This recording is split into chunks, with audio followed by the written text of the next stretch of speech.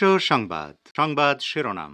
পাকিস্তান সফরে গেছেন ইরানের প্রেসিডেন্ট সৈয়দ ইব্রাহিম রাইসি। নিরাপত্তা ও বাণিজ্য সম্পর্ক বাড়াতে সই হবে একাধিক চুক্তি।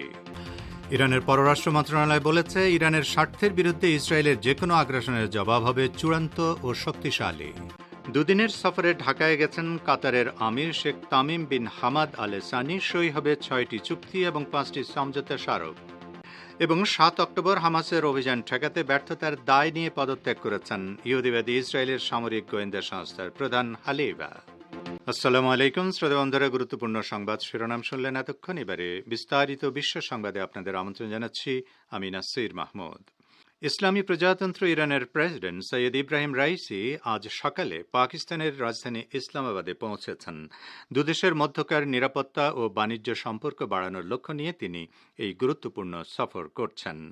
ইসলামাবাদ বিমানবন্দরে পৌঁছানোর পর প্রেসিডেন্ট রাইসিকে অভ্যর্থনা জানান পাকিস্তানের গৃহায়ন ও শ্রমমন্ত্রী মিয়া রিয়াজ হোসেন পীরজাদা।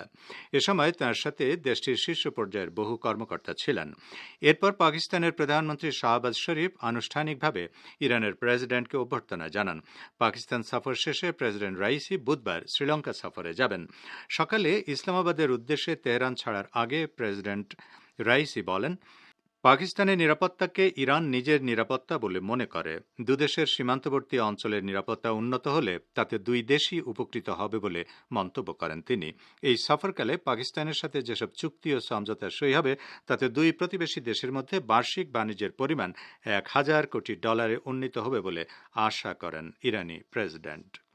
ইসলামী প্রজাতন্ত্র ইরান অঙ্গীকার ব্যক্ত করে বলেছে, ইহুদিবাদী ইসরায়েল যদি ইরানের উপরে কিংবা তার স্বার্থের বিরুদ্ধে আর কোনো ধরনের আগ্রাসন চালানোর চেষ্টা করে তাহলে তার চূড়ান্ত এবং শক্তিশালী জবাব দেওয়া হবে।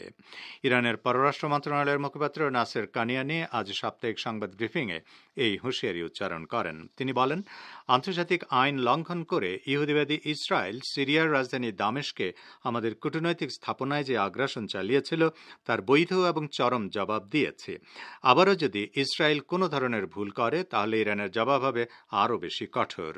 এদিকে ইরানের পক্ষ থেকে ওই প্রতিশোধমূলক হামলার পর ইউরোপীয় ইউনিয়ন তেহরানের উপর যে নিষেধাজ্ঞা আরোপের ঘোষণা দিয়েছে তাকে আগ্রাসীদের জন্য পুরস্কার বলে উল্লেখ করেন নাসের কানিয়ানি। তিনি বিস্ময় প্রকাশ করে বলেন, ইরান তার বৈধ অধিকার হিসেবে ইহুদিবাদী ইসরায়েলের বিরুদ্ধে পাল্টা হামলা চালিয়েছে, আর তার জন্য ইউরোপীয় ইউনিয়ন তেহরানের উপর নিষেধাজ্ঞা আরোপ করবে, এটি বিস্ময়কর ব্যাপার। অথচ গাজায় অবর্ণনীয় বর্বরতা চালালেও ইউরোপীয় ইউনিয়ন ইসরায়েলের বিরুদ্ধে কোনো শাস্তিমূলক ব্যবস্থা নিচ্ছে না।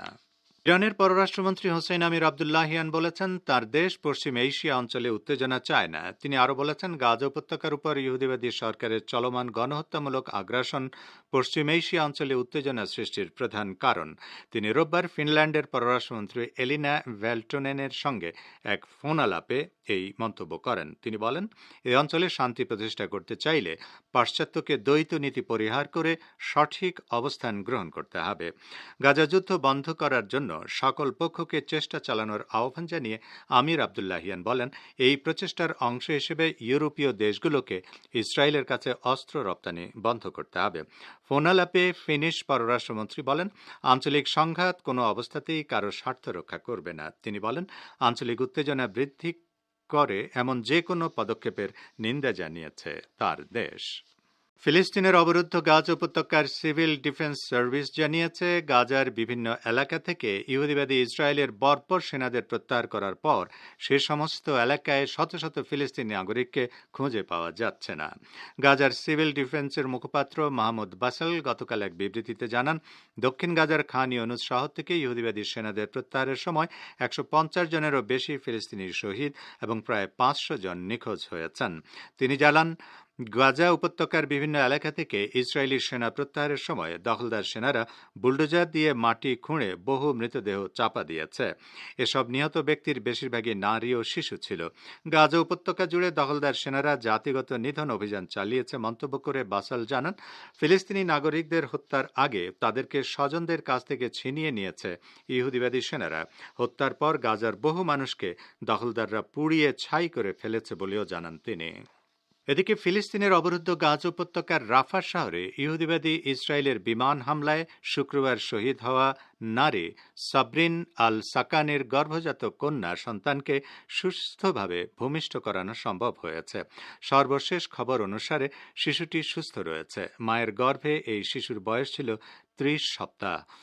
ভূমিষ্ঠ হবার সময় তার ওজন ছিল ১ কেজি ৪০০ গ্রাম। গত শুক্রবার রাফা শহরে ইহুদিবাদী ইসরায়েল নতুন করে বিমান হামলা চালায়। এ হামলায় অন্তত ৭ জন ফিলিস্তিনি শহীদ হন, যার মধ্যে অন্তঃসত্ত্বা নারী সাবরিন আল সাকানি ছিলেন। ফিলিস্তিনের গণমাধ্যম জানিয়েছে, ইসরায়েলি হামলায় শহীদ ৭ জনের বেশিরভাগই নারী ও শিশু। হামলায় কয়েকজন গুরুতর আহত হন। সাবরিন আল সাকানির মৃত্যুর পরও ফিলিস্তিনি ডাক্তাররা তার গর্ভের সন্তানকে পৃথিবীর আলোর মুখ দেখানোর চেষ্টা করেন এবং তাদের সেই প্রচেষ্টা সফল হয়েছে। অবশেষে ফুটফুটে কন্যা শিশুটি দুনিয়ায় আসে। কাতারের আমির Sheikh Tamim bin Hamad Al Thani দুদিনের সফরে ঢাকায় এসেছেন। আজ বিকাল ৫টার দিকে একটি বিশেষ ফ্লাইটে হজরত শাহজালাল আন্তর্জাতিক বিমানবন্দরে পৌঁছান তিনি। এ সময় কাতারের আমিরকে স্বাগত জানান প্রেসিডেন্ট মোহাম্মদ শাহাবুদ্দিন। কাতারের আমিরের এই সফরে দুদেশের মধ্যে ৬টি চুক্তি এবং ৫টি সমঝোতা স্মারক সই হবার কথা রয়েছে। এছাড়া ঢাকায় একটি সড়ক এবং একটি পার্কের নামকরণ কাতারের আমিরের নামে করা হবে। শেখ হাসিনার ৪র্থ মেয়াদের নতুন সরকার দায়িত্ব গ্রহণের পর মধ্যপ্রাচ্যের এই গুরুত্বপূর্ণ নেতার সফরটি রাজনৈতিকভাবেও খুবই তাৎপর্যপূর্ণ। এদিকে ঢাকায় কালশী এলাকায় বালুর মাঠে নির্মিতব্য পার্ক এবং ইসিবি চত্বর থেকে কালশী উড়াল সেতু পর্যন্ত সড়কটি কাতারের আমির Sheikh Tamim bin Hamad Al সানির নামে নামকরণ করা হবে। ২৩ এপ্রিল বিকালে কাতারের আমির নিজে উভয় স্থাপনার উদ্বোধন করবেন। ইসরায়েলের সামরিক গোয়েন্দা সংস্থার প্রধান মেজর জেনারেল আহরান হালিভা পদত্যাগ করেছেন। গত ৭ অক্টোবর গাজা উপত্যকা থেকে চালানো হামাসের অভিযান ঠেকাতে ব্যর্থতার দায় নিয়ে তিনি পদত্যাগ করলেন। এ ঘটনায় তিনি সবচেয়ে সিনিয়র পর্যায়ের কর্মকর্তা, যিনি প্রথম পদত্যাগ করলেন। মার্কিন বার্তা সংস্থা অ্যাসোসিয়েটেড প্রেস বা এপি বলছে, জেনারেল হালিভার এই পদত্যাগের পর হামাসের হামলা ঠেকানোর ব্যর্থতার দায় নিয়ে ইসরায়েলের শীর্ষ নিরাপত্তা কর্মকর্তাদের আরও অনেকেই পদত্যাগ করতে পারেন। ৭ অক্টোবর হামাসের অভিযানে ইসরায়েলের ভেতরে প্রায় ১২০০ ব্যক্তি নিহত হয়, যার ভেতরে বহু সংখ্যক সেনা কর্মকর্তা রয়েছে। হামাস যোদ্ধারা অনেকটা বিনা বাধায় কয়েক ঘণ্টাব্যাপী ওই অভিযান পরিচালনা করে এবং অন্তত ২৫০ ব্যক্তিকে গাজায় ধরে নিয়ে যায়। হামাসের অভিযানের জের ধরে ইহুদিবাদী ইসরায়েল গাজায় বর্বর আগ্রাসন ও গণহত্যা চালিয়ে যাচ্ছে, যা ৭ মাসেও শেষ হয়নি। হালিভা তার পদত্যাগ পত্রে লিখেছেন, গোয়েন্দা অধিদপ্তর আমাদের উপর যে দায়িত্ব অর্পণ করেছিল, আমার নির্দেশে আমার অধীনস্থরা তা পালন করেনি। সেই কালো দিনটিকে আমি দিনের পর দিন, রাতের পর রাত বহন করে চলেছি। আমি চিরকাল এই যুদ্ধের ভয়ঙ্কর যন্ত্রণা বহন করব। ইসলামী প্রতিরোধ আন্দোলন হিজবুল্লাহর যোদ্ধারা ইহুদিবাদী ইসরায়েলের একটি উন্নত প্রযুক্তির ড্রোন ভূপাতিত করেছে। দেশের আকাশসীমা লঙ্ঘন করার পর দক্ষিণ লেবাননে ড্রোনটিকে ভূপাতিত করা হয়। এর আগেও হিজবুল্লাহ যোদ্ধারা ইসরায়েলের এই মডেলের ড্রোন ভূপাতিত করেছে।